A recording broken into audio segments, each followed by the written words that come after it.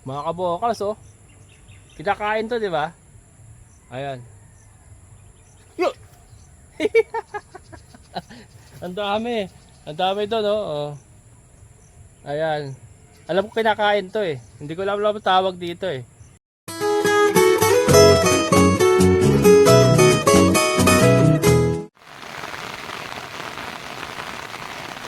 Si Milky, mga kabokals. Ayan. Hello mga kabokals. Nandito na naman tayo. At umuulan na naman. Walastik na yan. Magana tayo, magkukumpay tayo mga kabokals. So, yun ang target natin, no? Ipil-ipil, saka yung kakawati or kung tawagin madre de cacao. Ayan, kakawati mga kabokals. Para mas maganda itong isang ipil-ipil na to. Ayan. Mamaya pakita ko sa inyo yung progress doon sa ano. Natapos ko na yung ano, tawag dito, paglilinis ko na ang ano ng ating chicken coop. Layer coop pala. Ito. Ito, tirahin ko to mga kabokals. Yan. Tutulin ko mga kabokals para makuha natin yung mga ano, mga dahon.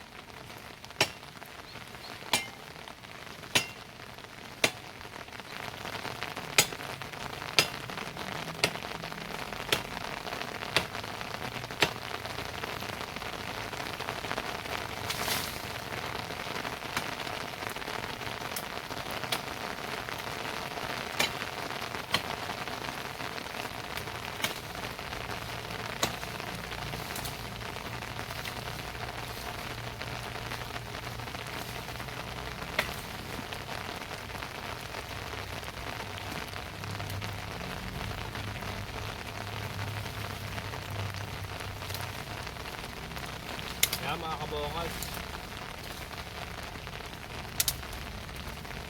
Ito. So target natin mga ganito.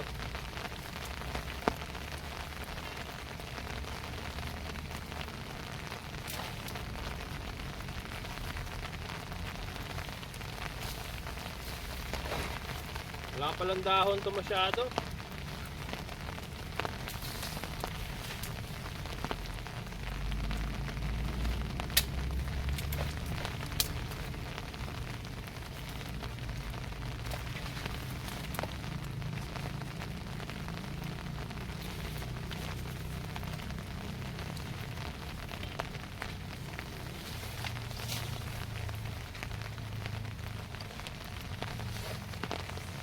Wali na nag-aapal eh. Nag-aapal.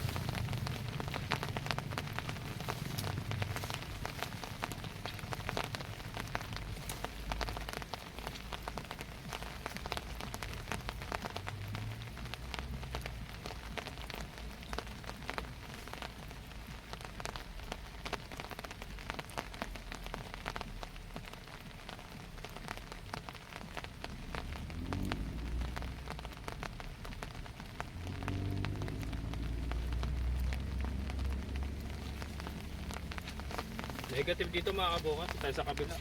Mahirap. Laki.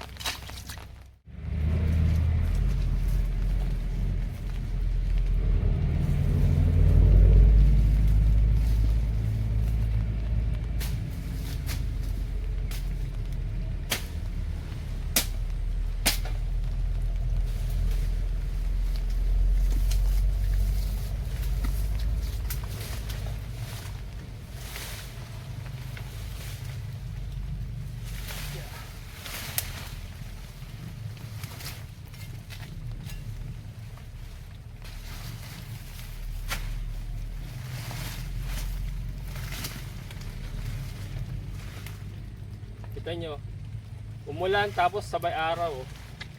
Grabe pa naman to.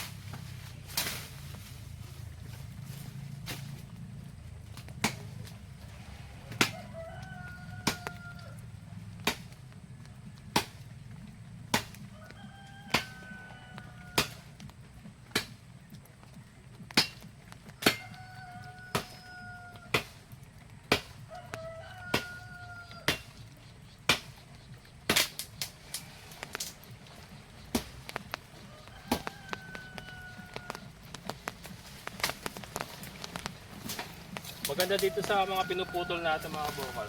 Magsasanga ulit ng panibago. Mga sariwa na.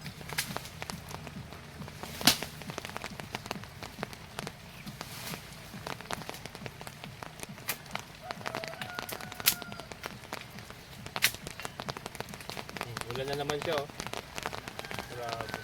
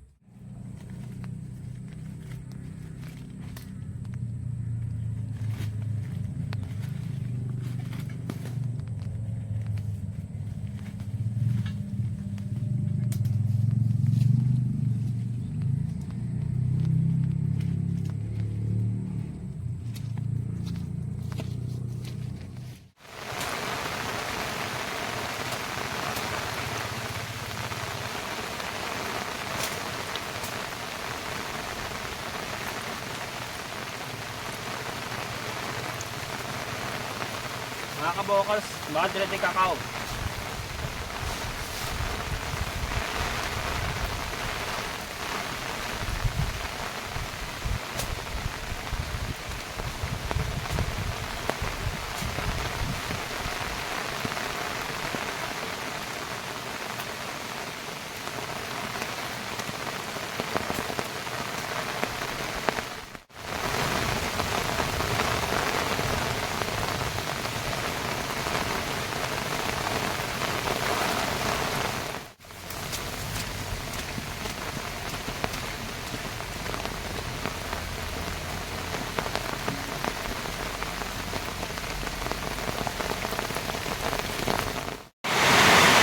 Yan mga kabokals, lalo lumakas ang ulan. Ito na nga yung ating nakumpay. Mamaya ibabagsak ko na yan dito kasi yung ibang sanga hindi nila maaabot yan. So ibabagsak ko na dito yan mamaya para mangatlat nila. So yan muna ipapakain ko for today. And magsasakate pa ako ng damo para bukas nila. Yan. So ipil-ipil saka Madre de Cacao ang ating kinuha ngayon para sa kanila. Dagol. Yan. Babagsak ko na yung mamaya. Yan ang problema sa kumpay, hindi nila makuha yung iba. Mahirapan silang kunin yung iba. Hindi katulad yung damo, nahihila nila lahat eh. Ito hindi, yung nandun sa sulok, hindi nila makukuha yan. So mamaya pagka wala na yung sa harap, babagsak ko na rin yan dito. And then lilinisin ko na lang bukas. Dagol. Yan, magsakati pa ako ng isa pa. 1 round para bukas nila. This time damo naman mga kabokal. Damo naman ang kukunin natin para bukas. In-alternate ko lang para nakakain din sila ng mga forages. Bukod sa damo, hindi lang puro damo ang kanilang diet.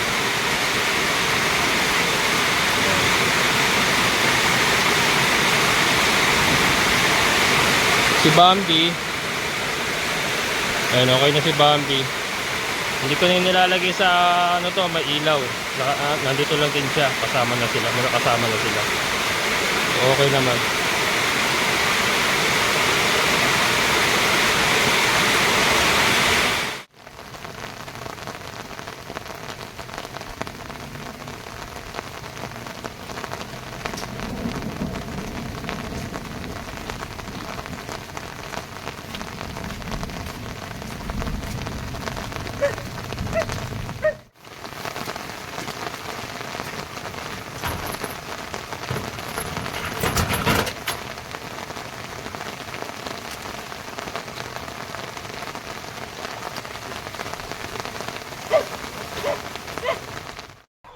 Ngayon naman po, andito tayo sa ating mga layers.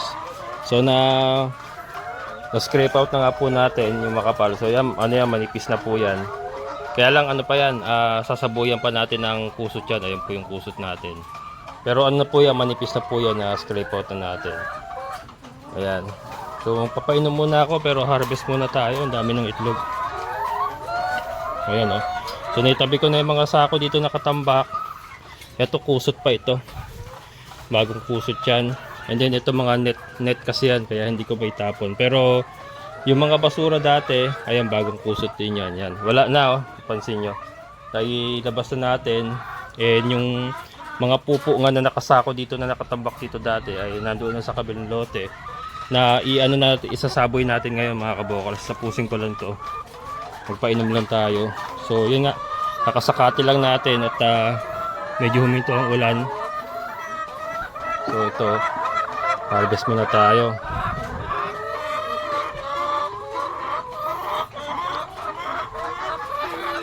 Ayan. Madami pa rin mga itlog ating mga layers. May isang hindi gumulong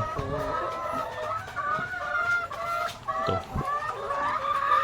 Pero gugulong din yan pagka natapakan nila.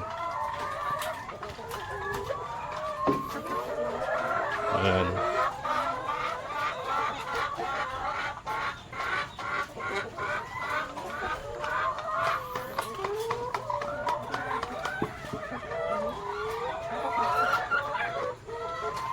So, hindi tayo bumababa ng isang tray mga kabokals. Nag-average tayo ng isang tray at kalahati everyday. Isang tray at kalahati tayo.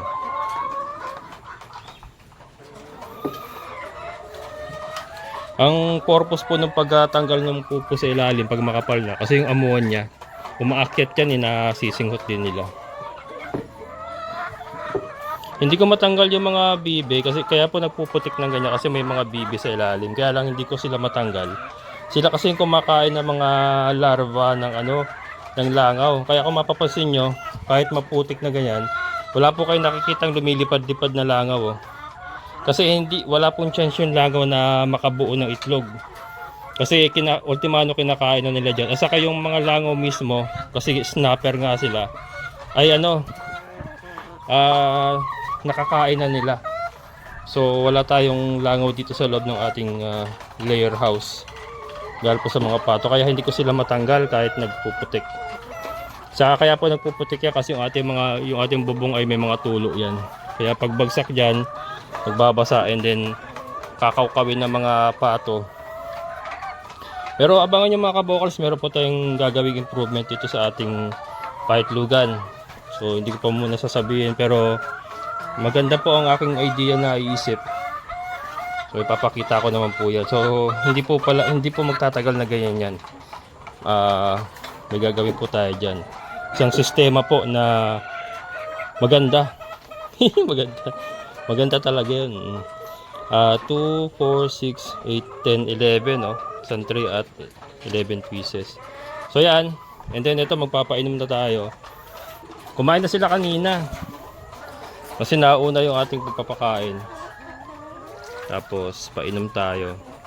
Yan lang po aking sistema. Kasi wet feeding tayo, hindi po tayo dry feeding kaya wala po tayong automatic drinker.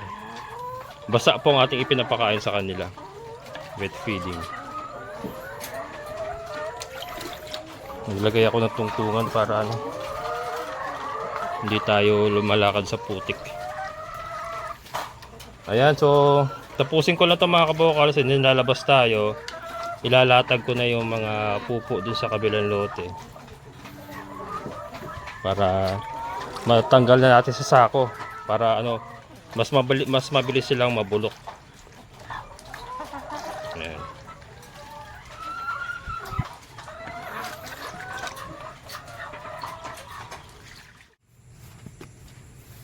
Ayan mga kabokals, huminto na ulan.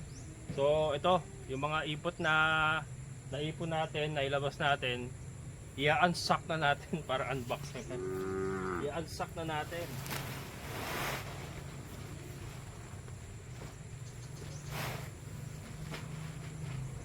May mga kabokal, may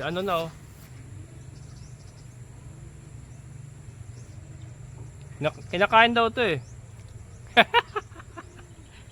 Kinakain. Ayan mga kabokal, so galing sa yan, sa kusot.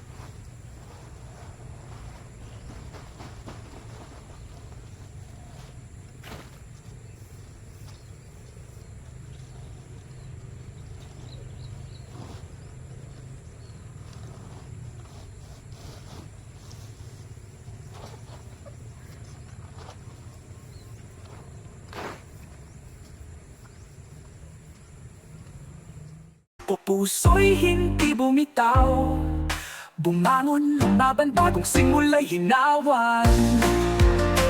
Kabokals Farmer, kwento ng iyong buhay.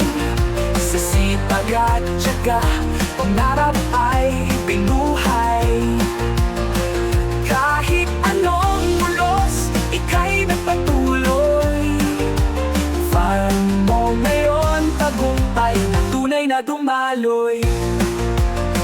Nag-umpisa sa manok, Decal Brown at Rhode Island. Itlog na ng itlog, biyaya'y gumalay sa tahanan. Munting farm na inayos mula sa pawis at pagsisikap. Ang bawat hakbang naging daan sa unti-unting pag-angat. May kambing sa sulok, si Dakul ang bida sa bawat vlog niya'y hatid saya inspirasyon ang madla. Sa San Rafael ngayon farm na puno ng kulay kahit maliit. Ito'y tahanan ng pangarap na tunay. Kabokals Farmer, kwento ng iyong buhay. Sa sipag at tiyaga, pangarap ay binuhay.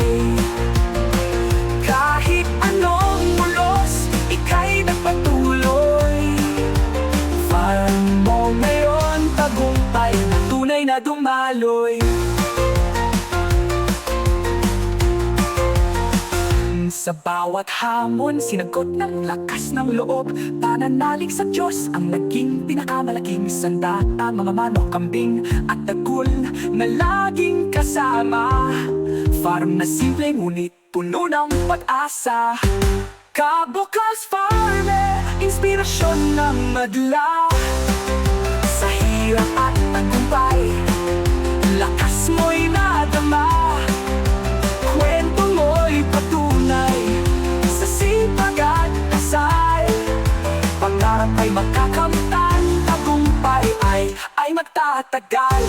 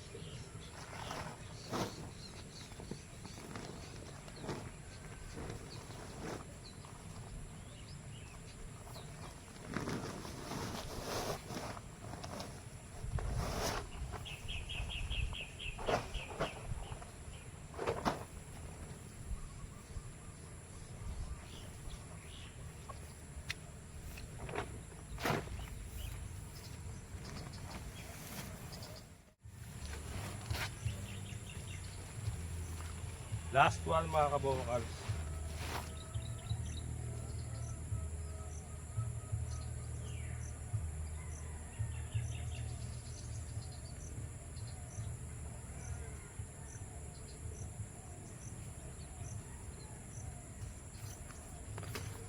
Mga kabokals, oh. Kinakain to, di ba? Ayan. Yo! Ang dami. Ang dami doon, no? Oh. Ayan. Alam ko kinakain to eh. Hindi ko alam ang tawag dito eh. Dami, oh. Mataas daw ang protina nito mga kabokals. Itong insekto na to, oh. Dalaki. Tataba. Balikan natin. Dami. Ayan. Last 2 bags. Last 2 sacks. And we're done.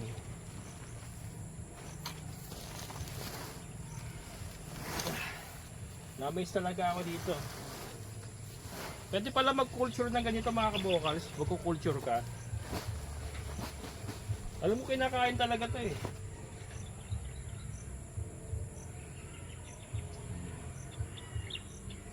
Napakatataba eh, oh. Napakatataba mga kabokals. Oh. Ano ko? Parang nangangagat ah. Parang ano to mga kabokals, yung ulo lang tinatanggal. Tapos yung katawan niya kinakain. Oh.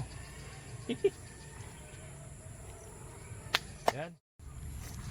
Si Milky mga kabokals, oh. Nailipat ko na yan. Dun siya galing eh. Naiusog na natin dyan. Ayan. Hindi ko napainom kasi nga bumuhos ang ulan. Kanina eh kainit-init. Tapos bandang alauna yata yun. Ayan na, bumuhos na ulan. Hindi na naman siya nakainom. Bali bukas. So ito na mga kabokals, natapos ko na. Nailatag na natin yung mga na-harvest nating ano. Na-harvest nating, baka makalimutan ko to. Na-harvest, ano? Ipot. Yung ipot na scrape out nating ipot sa ng ating mga layers ay ito na, nailatag na natin. So ihiram pa ako ng kalay kay Andrew para maikalat ko. Ayan. So one step at a time. Pero at least ay nailatag na natin, nalinis na natin yung ating layer house. So unti-unti lang mga kabukal. So nakita nyo yung magnitude ng ating trabaho dito kasi sa kambing pa lang ubos na oras sa pagsasakate. So talagang may challenge talaga tayo. So at least umuusad naman, and ayan, nailatag na natin to. So ito yung paghahanda para sa tag-init. Kasi sa tag-init pwede natin paalpasin yung mga kambing natin dito. And pati si Milky siguro pag pag wala na tayong mapagsugaan sa kanya, pwede na rin siya ditong isuga-suga sa loob. So ayan, na-amaze talaga ako dito sa mga kabokals. Ayan sila nagsisiksik sila dun sa loob. Nagme-mate pa yata ito parang nagme-mate pa ito Pwede pala mag-culture niya mga kabokals. Yan, comment lang kayo kung ano pangalan nito. Hindi ko alam pangalan nito Yan, parang uod siya na uod siya sa puno.